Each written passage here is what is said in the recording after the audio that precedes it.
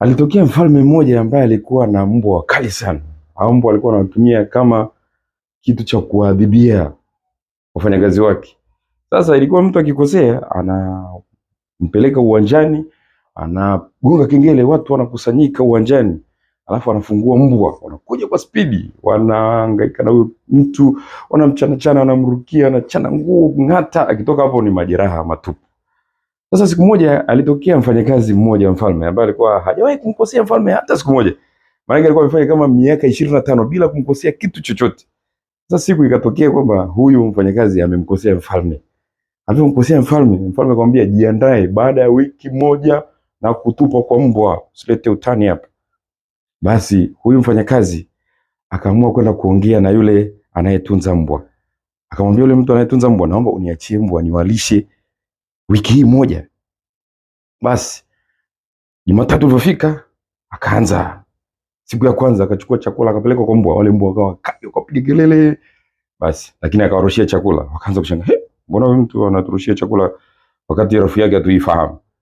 Siku ya pili Jumanne alipoenda wakabweka kidogo tu akawapa chakula. Jumatano wakawa hawabweki lakini wananguruma. Akawapa chakula. Alhamisi akafungua mlango, akaingia ndani, akawapa chakula, akafagia. Wakakaa mbali lakini kwa uoga. Ijumaa akaingia, akawapa chakula. Wakakubali, wakamsogelea, wakaanza kutikisa mkia. Jumamosi ameingia, wameanza kumrukia, wanampenda, akawapa chakula.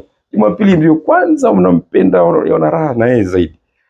Ikafika Jumatatu, mfalme akagonga kengele muda wa saa 10. Akasema, sasa yule mfanyakazi ambaye alikuwa hajawahi kunikosea amenikosea. Sasa ni zamu yake kutupwa kwa mbwa. Basi mbwa wakafunguliwa.